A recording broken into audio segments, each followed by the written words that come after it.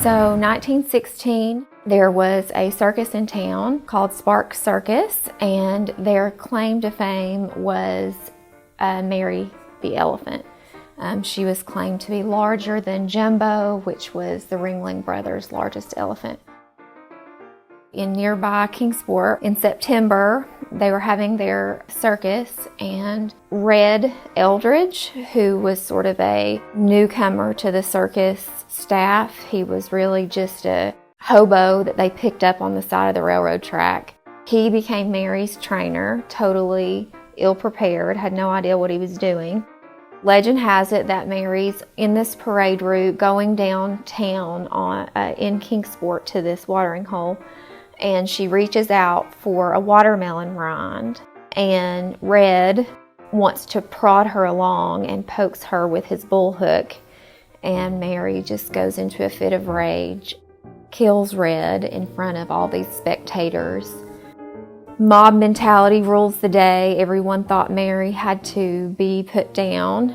All the other towns called Mr. Sparks and said, "You can't come to our town unless you get rid of this murderous elephant."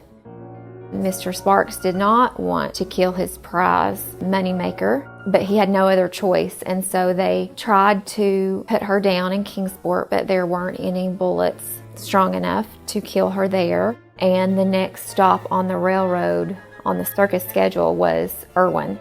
And we are a railroad town. We had a huge railroad crane in our train yard. Someone had the idea that we should hang the elephant in Erwin, and that is exactly what happened. Erwin has had to suffer with this dark cloud hanging over them for 100 years or more. For years, we would get random phone calls from outraged individuals about, "I can't believe you're the town, I can't believe you hung an elephant." Kind of like we personally did this. And it's like, we did not do this. This was 100 years ago. We had nothing to do with it. It wasn't our elephant. Fast forward nearly 100 years, and the professional group called Rise Erwin came up with the idea for the Erwin Elephant Revival, a week of festivals. A group called Rise Erwin, which was sort of this grassroots kind of young professionals group, started. We just got together and we're like, we are so tired of hearing this old elephant story. We can turn this around. And so we did. People are going to talk about Mary. It's something that we can't bury our heads in the sand about any longer. The story has not gone away.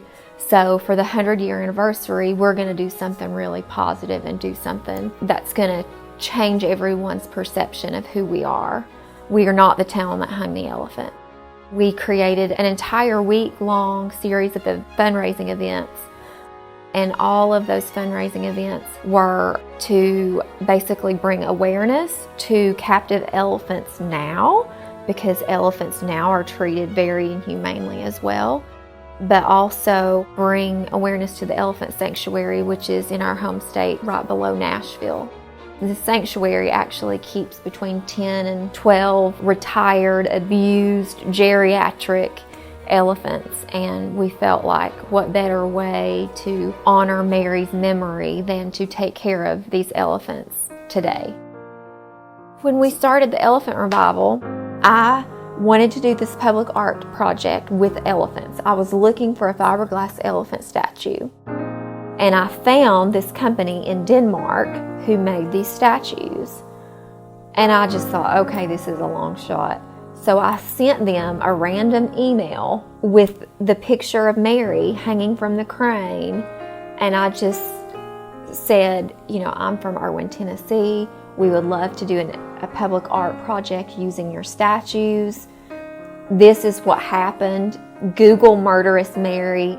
Could you work with us? And the people in Denmark, they emailed us back and they're like, we did not believe you. That was the craziest thing. But of course, we will absolutely help you with this project. We had regional and local artists paint them. Everyone enjoyed them and had their pictures made with them all summer long. We put them out in May, then we auctioned them off in October, and all of the proceeds went to the elephant sanctuary.